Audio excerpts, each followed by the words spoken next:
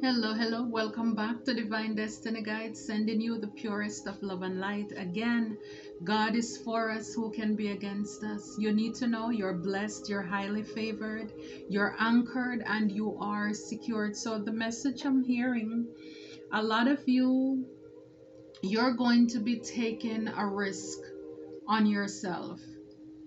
It's kind of like stepping out of the boat, walking on water with remember that with Peter and Jesus. And we can say whatever we want about Peter. Yes, he denied Jesus 3 times, but I'm telling you, he was like the bravest of all of them to want to have a closer experience with Jesus. Even to the end, he's the only one who followed Jesus the furthest. Everybody else, they were too afraid. Judas already did his damage, quit, and decided to unalive himself. Everybody else ran to hide because they were afraid of their lives. Yes, Peter denied him, and now we know the story, but then, we may say, oh, I wouldn't have done that. I mean, you don't know if you were there at that time, right? But the beauty about it is that Jesus forgave him. And after that, let me tell you, Peter was a force to reckon with. He did not play with God. He did not play with God after that. He took his mission and his purpose more serious than ever, than anything, because he realized where he faltered. And he experienced firsthand what happened to Jesus, him dying and then coming back to life. So a lot of you are emboldened in your faith to take the leap. Again, not living in a confinement or feeling trapped by life or people around you. A lot of you're stepping into something. Maybe your creativity. Maybe some of you're gonna start something new. You're looking on ways how to expand something. Because for a lot of you, something is awakening inside of you. I'm not here to convince anybody. It's either it's for you or maybe it will inspire you to do something different, to step outside of the norm, to raise your vibration, knowing that you're here for something bigger, something greater, and not limiting yourself, And it's like, as I shuffled, the first card came out, it says, no time for childish games. So a lot of you now is like playtime is over. It's like it's back to class now. It's back to getting serious with your purpose. It's like you already took the trips and all of this stuff. You already entertained all these other things in your life. And now you're realizing that the thing or the things or the people, whatever it is that matters the most in your life, it's lacking. You realize you're slacking off. You're stagnant. You're not growing. And to be honest, a lot of us, when these things happen, we have nobody else to blame but ourselves. We have to look in the mirror. And so for a lot of you are re-strategizing. It's like now you're looking at things from a new perspective. It's like that hangman. Looking at things from a new perspective, a different angle. How you can do things better. How you can improve, how you can tweak whatever it is that is going on in your life. And so for a lot of you, yes, you're making that bold step again to go for that promotion. You're not going to allow fear to talk you out of putting in that loan, starting that business, taking that relationship to another level, right? It's making faith move, bold move. For some of you, you're realizing life is short. Life is short and you have been playing it safe. And now, again, you're just looking at yourself. At the end of the day, what will my legacy be? At the end of the day, what difference am I or will I make in the life of my generation to come? For a lot of you, you're going inward and you're confronting yourself, and you are having those very tough conversations. I remember when I started my first job in this country, it was customer service, and I got that job through nepotism. Actually, my mom's best friend was friends with the manager there. I definitely did not qualify for that job. I just got it by, putting in a good word for me, because it was a lot about typing, and I didn't focus major in typing in high school. I did the sciences. So that was not my strong point at all. And so I remember when I went the first day, they gave you like a typing test. And let me tell you, it was the old typewriter. I mean, heads were peeping up over the cubicles like, who is that? What is she doing? Because it's like I had to search from one end of the keyboard to another for the letter A, and then I would press A, and it go boop when you press the button. And then if it was like the word was like all, so then I would hit A, plow, and then LL, plow. Some people were like, so, but I was grateful for the opportunity. But then it's like, while I was there for a little while, it was almost a year, and I was looking around, a lot of people were leaving. And it's like, when you're in somewhere, you just know you're not too far from that chopping block. And so as we were answering the phones for after hours businesses as well, and these ladies would call a particular business that was like a home health agency, and they would, if they have any problems with their clients or they need a call back or something. And I remember I took the number down, and I took my 1 week vacation, because when I called the agency, I asked them, how do you get to do a job like this? Because I know I'm more towards caregiving and healthcare. And they said they actually have a school attached to the business. And I'm like, oh, great. And I took my 1 week vacation. It was Monday through Friday, 9 to 5. So I did not go anywhere. There were no trips, no cruises. That was my vacation. I used that time to expand myself. And when I was finished, because I didn't want them to fire me from my first job, it wouldn't look good, right? It's like, I'm new to this country, and everywhere you go, they want to know, what experience do you have? And when I finished, I signed up. I did an application with the home health agency, and they were calling me, but I was still working for the answering service. And because, again, like I said, I know, or I knew back then, that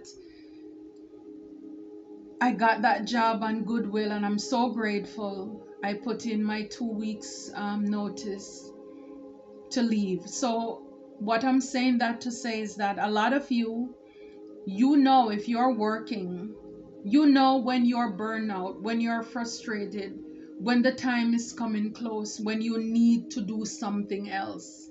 Step out of the boat and make a faith move. Step on water. It's like make a water move. It's like something that will blow your mind. It will make people think that you are crazy. I mean, don't limit God. Don't limit him. If he bring you to it, he will bring you through it. And it's like from then on, that set the whole framework for me, and I just kept going down that path and kept going. So for a lot of you, some people, when they allow themselves to be fired, they saw the signs, but they just maybe were in denial. And so for a lot of you, and again, just things around us, looking at your life, so far not a lot of improvement, not a lot has changed, and you're looking to see where you can make improvements in your life. It's almost like time is winding up, time is catching up to you. It's no time to play, no time for childish games here, because a lot of you have been sleeping on yourself because you're chosen. You're here on purpose, for a purpose. You have a calling, you have a gift, you have an anointing inside of you, and it's like you're playing with it. You're playing with it. You're playing with it. The last card here, it says people in the community are ashamed. So for some of you, you could have been under attack as well from people in your community who have been bullying you, spying on you. You know, a lot of messages, people are paying people to do dirty work and all of this stuff. But it's like you're letting them do them, and you're focusing on what is it that you need to focus on. No time for childish games, because I'm telling you, a lot of you are business leaders. You are bosses. No time for childish games. No time to be fooling around. No looking back. A lot of you're making a decision. You're not going to look back. Don't be like Lot's wife. Because if you look back when God tells you to move forward, then you're going to turn into a pillar of salt. You're going to die there. When God actually wants to take you to somewhere that is more special, more blessed. Somewhere where you can use your gifts will make room for you. And it will bring you before kings and queens. So no looking back. So for a lot of you, it's like you're tightening up the rein. You're realizing where you've been slacking off, and it's like, no, look, even though they did not want you to make it, a lot of people in your community probably did not want you to make it. But guess what? It's not up to them, right? God has the final say. God has the final say. It doesn't matter what other people says. It's what do you say? Whose report do you believe? This is all that matters. And based on what I'm seeing here, a lot of you are not looking back. You're blocking out the haters. You're blocking out the naysayers. And you're putting your blinders on, and you're focusing on your lane and your lane only. And I love that. I love that for you. I love that for us. Look, possibilities, free-spirited adventure, risk. Yes, taking that faith move. Taking a chance on yourself. Whether even this is traveling, for a lot of you, you haven't done any or much of traveling, getting to know the world, meeting other people. And now you're like, I am going to do something. You're going to start that business. Some of you are moving on. Thank you. Next. Again, no looking back. No looking back. You're moving on. You're not allowing anybody to hold you back. It's like anybody who is in your way, you're going to roll it over them. They don't want to move, you're going to step over them.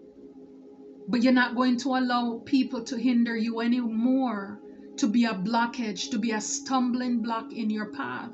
And you should not. Because at the end of the day, all of us will have to give an account as to how we spend our time. Do you know a lot of people, when they're on their sick bed, they're having tough conversations in their mind? Not everybody is bold enough to share that. But a lot of people, they're mad with themselves because they allow fear. They allow people to talk them out of making tough decisions, following their purposes. And then they have a lot of regrets in the end. Yeah, a lot of these people, they were divination abusers, these people in your community, and the people who did not want you to make it. So a lot of them, they were sending spiritual attacks to you, at you, or they were going to get people, hire people to do these things to you. But see, when God has his edge of protection around your life, again, this is how we go back, and the weapons may form, but they shall not prosper. And now a lot of these people, I'm telling you, they are ashamed now. They are ashamed. These people in the community, they are ashamed. Because a lot of them are ashamed because they came against somebody who is innocent. And we saw in the Bible, even with that too, a lot of the leaders, they were ashamed. They still tried to want to restrain people from talking about Jesus because they knew they took an innocent man to the cross. But see, that's the way God had it planned out anyways. But they're ashamed because in the end, it's like no one was big enough, had enough gall, had enough nerve, had enough courage to stand up to say this man, this woman is innocent. And so everybody came rushing and charging at you, doing anything and everything they can or could to break you and to distract you. And so a lot of you grew from that. And this is why you have no time for childish games. You are bossing up into the leader, the man, the woman that you're chosen, you're called to be. And you're not entertaining foolishness anymore. You're saying next. You're moving on. You're leaving what no longer serves you. Because these people, they did not want you to make it. They did not celebrate you. Wow. Yeah, no time for the childish games. I'm telling you, a lot of people, you know, the first card here said they throw rocks and they hid their hands. So a lot of these people, they were childish, and this is why you're like, you don't have time for childish games. It's like, if you have something to say to me, speak to me. And you're done with the faking with people too. You know, it's like they smile and then in front of your face, and then as you turn your back, they're rolling their eyes, and in the spirit you can see them. You see them, what they're doing, and you're done playing games with those kind of people. It's like if they can't be authentic, can't be genuine, you don't have time for those people. And a lot of you, those are some of the people you're moving on from. You're saying no thank you, next. You don't want people who are going to play mind games with you. People are going to manipulate you. People who think that the only way they can be friends with you is if they get to use you and play in your face. You want equal give and take. Come correct or don't come at all kind of people. This is what you're on. This is that type of time you're on now. You know, it says play with fire, you will get burned. So some of you did as a chosen one. You played with a lot of toxic people. You sat down and spent enough time to entertain a lot of people. And you got burnt. We got burnt. You learned your lesson. And for a lot of you, this is why now you're moving on. You are moving on. You're not entertaining it. You're not tolerating it. Not every grin is a genuine smile.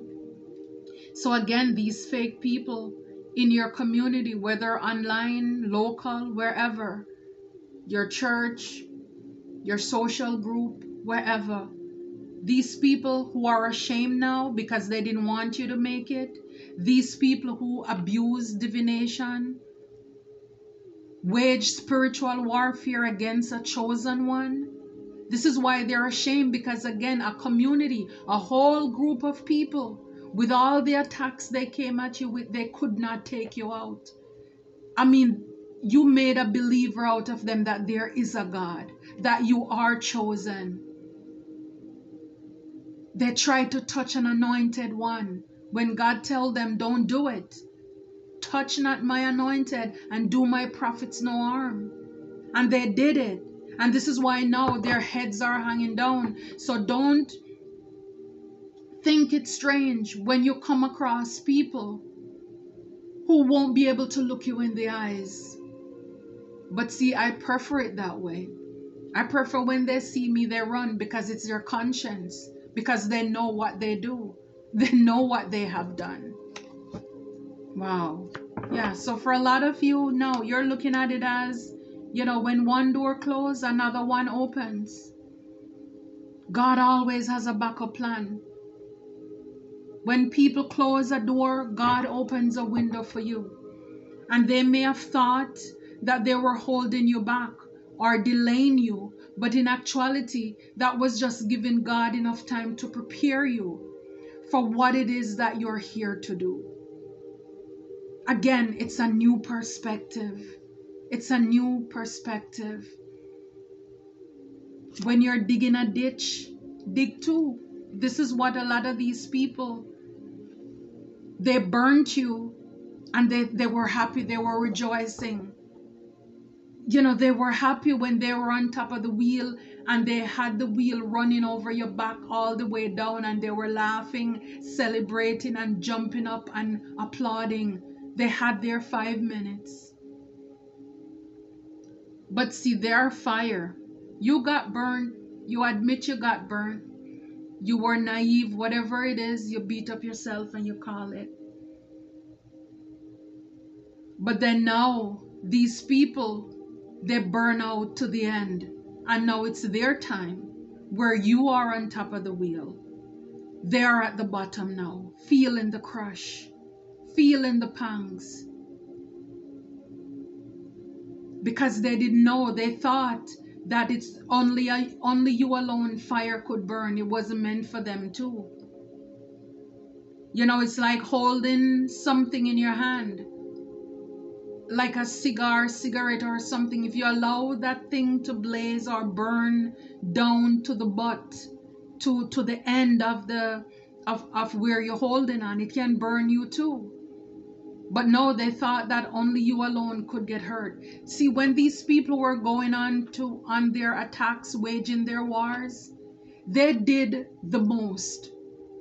They sent attacks at you, to us, where they themselves would not be able to survive. It's like they said the most terrible things about us, where if it was said about them, knowing that it's a lie, if it was said about them, they would be bawling for years. They would not put their heads outside. And for them, it's the truth. Because the things that they said about a lot of you, a lot of us, is the things that's going on in their life that they projected at us to get people to turn against us. A whole community who is now ashamed, who have their heads down. But I'm telling you, their heads are down, but their behind is outside. And I'm telling you, God is getting ready to blow everything off. They're ashamed. They did the most. And nobody was there to say, cease fires, let's stop. Are you sure? Everybody said, let's go for it. These people, they saw you were getting things in your life. And like I said, a lot of these people, when they even say that you're lazy, or say that you must be doing something outside of yourself to make money, you must be attracting men or all this stuff to get things, it's because that's what they are doing. They can't even go to the gas station without their hands out to somebody to beg them some money. So when they see you, when they see us doing our thing, not only surviving but thriving, and God is blessing us, they are in denial to the fact that God is blessing us. So then they assume you must have somebody taking care of you because they have somebody taking care of them. And so because of that, a thief does not like to see another thief with long bag, because they see you dressing the way you want to, carrying yourself the way you want to, living the way you want to. They think you must be doing something underhanded because that's what they're doing. So automatically they try to put you in with them as if you are the same thing. No, you're not. No, we're not. God takes care of his own. Whether they're in a relationship or single, God provides for his chosen people. He does. Wow, and this is why you drive them crazy. Their eyes are popping, their jaws are dropping, and their head is on a swivel. It is rolling, and it will forever be rolling because they did too much. And a lot of you, it's from all of this, you grew from this. And this is why now, this is why I'm saying it's like you have this vengeance. It's like this comeback. It's like you're coming back stronger, more determined, more driven than you were before. Because you realize what God saved you from. And it's like now you're going to take your calling and your purpose more seriously. Because it's like for a lot of you, you've never seen these things before. How people can be so rude, so evil, so crude. How people can be so fake, so manipulative. You're realizing, look, this journey is not for the faint of heart. This is no joke. This realm, it's serious. It's serious. And you're deciding to stand with who stand with you or who stood with you. God is for you, and for a lot of you, you realize that too. Your faith is stronger because you would have never, like the song said, never would have made it without you. You could have lost your mind long time ago. For a lot of you, this is what the enemy wanted. So for some of you, that song may be relevant. Never would have made it. What's his name? Never could have made it without you. I could have lost mine. But now I see how you were there for me. I'm stronger. Yes. Oh my gosh. And it's I look down at my deck and look. Your faith is stronger. Your faith is stronger because of the way God helped you, the way you came out of these things unscathed, unharmed.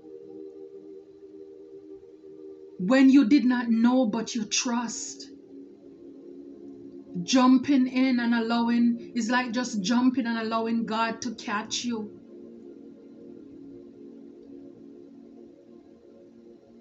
Taking a chance on yourself for once. Not needing the validation or the affirmation from others.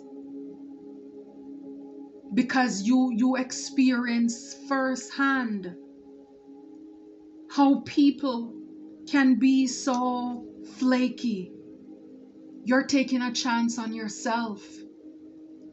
A lot of people were trying to hold you back. They didn't want you to make it. And now you're going out on a new adventure.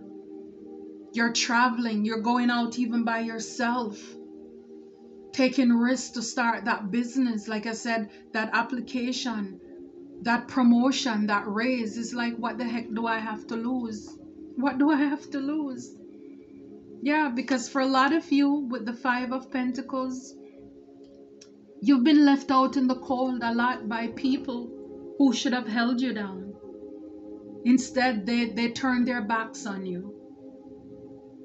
They wanted to see you out there in the hardest weather, the harshest season of your life, And they were okay with it. They had no problem with it. But it's your faith that kept you. And there is something about having a knowing of who divine is, who God is. Because see, sometimes it's okay to believe. But like the saying goes, belief kills and belief cures. Sometimes our belief can get a little bit wishy-washy. But if the devil knows God, then we need to know God. And so for a lot of you, it's coming through or into all of this season of hostility. This is what allows you to know who God is. Yeah, your strength. He's your strength. That you are not alone. The high priest, high priestess, you know stuff. You know stuff. You know stuff. A lot of these people, the haters, they took themselves out. A lot of you, with your calling, with your gift, with this refocus, this way you're strategizing yourself to come back, creating generational wealth. Yeah, look, with the 6 of coins, you will be able to give back on the 7 of coins. Reap the fruits of your labor. And this is why these people in your community, in our communities, they are ashamed. Because the thing they wanted to stop and block, they're going to have to watch it come to pass and manifest in your life. I love it for